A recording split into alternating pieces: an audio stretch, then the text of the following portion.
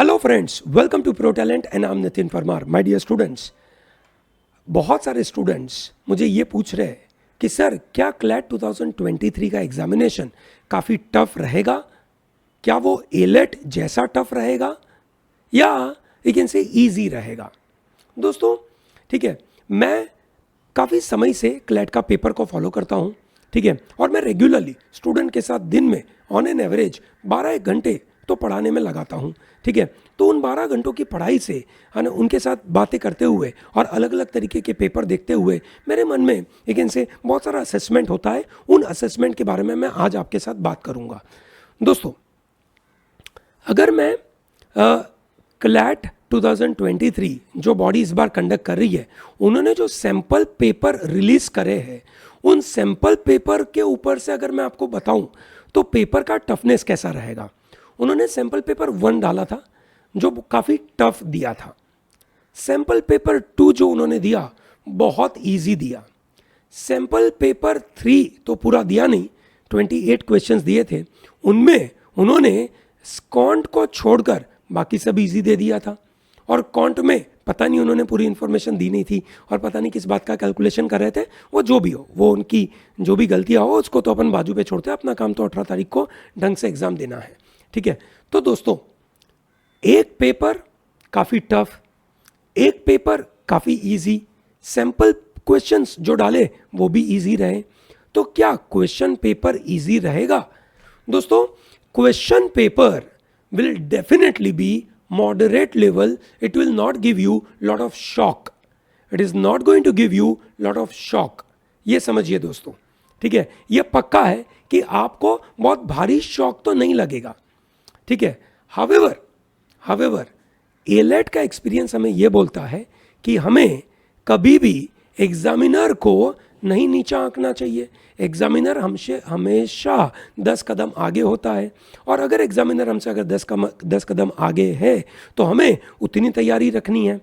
सही बात है, ग्रेट। तो अगर क्लैट में कोई भी ऐसी सिचुएशन आती है तो भैया हमारे पास 2 तरीके के रिस्पॉन्स होते हैं। एक होता है नी जर्क रिएक्शन। नी जर्क रिएक्शन का मतलब होता है कि आपको हर्ट हुआ और आपने तुरंत खड़े हो गए, यस और नो, और वो हो गया आपका नी जर्क रिएक्शन। दूसरा होता है रिफ्लेक्ट करना कि एग्जैक्टली ये जो सामने सिचुएशन है उसके सामने हम कैसे करेंगे। मैं ये देखता हूँ कि बहुत सारे यंग बच्चे आपके जैसे जो कि 12th के स्टूडेंट है ना, फुल्ली मैच्योर तो नहीं है पर थोड़ा मैच्योरिटी तो है। और ये जो स्टूडेंट्स हैं, ठीक है, उनमें से बहुत सारे स्टूडेंट्स ये नी जर्क रिएक्शन वाले हैं, है ना। उनको बहुत मज़ा भी आता है, फीलिंग आती है, ग्रेटिफिकेशन आता है कि वो ऐसा पेपर आ गया, ऐसा बोलने में उनको बहुत अच्छा लगता है, ठीक है। वो एक्सप्रेशन देने में उनको फीलिंग आती है, ठीक है। दोस्तों, ये सब बाजू पे निकालिए और फोकस करेंगे अपने पेपर के ऊपर और ढंग से रिफ्लेक्ट करेंगे कि क्या पेपर हमारे पास से कोई अजीब स्किल एक्सपेक्ट करता है। नहीं, पेपर हमेशा आपसे कुछ लिमिटेड स्किल्स ही मांगता है, प्रेजेंटेशन का तरीका कुछ भी हो, ठीक है। पेपर मॉडरेट लेवल का रहने वाला है, ये पक्का है, पर कंपटीशन हमेशा भारी रहेगी। एक फैक्टर ज़रूर है कि बहुत सारे स्टूडेंट्स 12th स्टैंडर्ड के जो है वो लोग दिसंबर में एग्ज़ाम लिख रहे हैं और उनके प्री बोर्ड्स हैं। बहुत सारे स्टूडेंट्स उन प्री बोर्ड्स, क्योंकि इसी समय पे प्री बोर्ड आती है, पूरे इंडिया में इसी समय पे प्री बोर्ड आती है और कंसोर्शियम दिसंबर में एग्ज़ाम लेता है। पता नहीं क्या सोच के लेता है, आई डोंट अंडरस्टैंड दिस, ठीक है। एक तो मजाक बना के रख दिया इन्होंने कि दिसंबर में लेकर, ठीक है ना। ये समय पे फ्लू कितना फैलता है लोगों के अंदर, लोग बीमार पड़ते हैं बच्चे, ठीक है। बीमारी का खेल, ये सनो, साथ में प्री बोर्ड की कहानी, ठीक है। तो भैया फायदा किसको हो रहा है? ड्रॉपर को फायदा हो रहा है। और इसकी वजह से, अब ये नोट करें, इसकी वजह से कंपटीशन भारी है। समझ रहे हैं आप बात को, ठीक है। कंपटीशन तगड़ी भारी है और ये जो नंबर आपके सामने मैं बता रहा हूं, ये नंबर के आजू बाजू खेल होने वाला है, ठीक है। आपके ये मार्क्स आएंगे, इसके आजू बाजू ही आपके मार्क्स और ये रैंक आने वाला है इस साल भी, विच मीन्स आपको मॉडरेट पेपर में पहली सेकंड से एनर्जी दिखानी है, पहली सेकंड से स्पीड में भागना है, पहली सेकंड से डिटर्मिनेशन, करेज दिखानी है। दोस्तों, आपको इस समय पे सिर्फ और सिर्फ आपका कॉन्फिडेंस और आपका डिटर्मिनेशन मदद करेगा, कोई और मदद नहीं करने वाला है।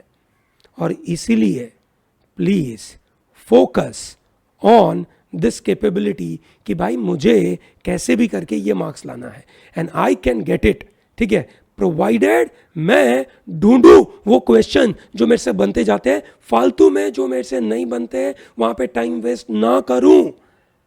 पेपर के अंदर कंपटीशन टफ है, आप जो भी स्टेट में होंगे उस स्टेट का डोमिसाइल का भी कंपटीशन टफ है, आप जो भी कैटेगरी में होंगे उस कैटेगरी में भी कंपटीशन टफ है। समझ रहे बात को? ठीक है, तो दोस्तों पेपर में कंपटीशन डेफिनेटली टफ होगी, तो बिल्कुल उसके मुताबिक तैयारी करें। I hope this is very clear, ठीक है। आई होप आपके मन के कुछ दुविधाओं को मैंने रिड्यूस किया होगा। आप बिल्कुल तैयारी में लग जाइए, छोड़िए मत कुछ भी चीज़, है ना, एंड मौके तक लड़ाई लड़ते रहिए, ठीक है, and that is what you have to do. All the best.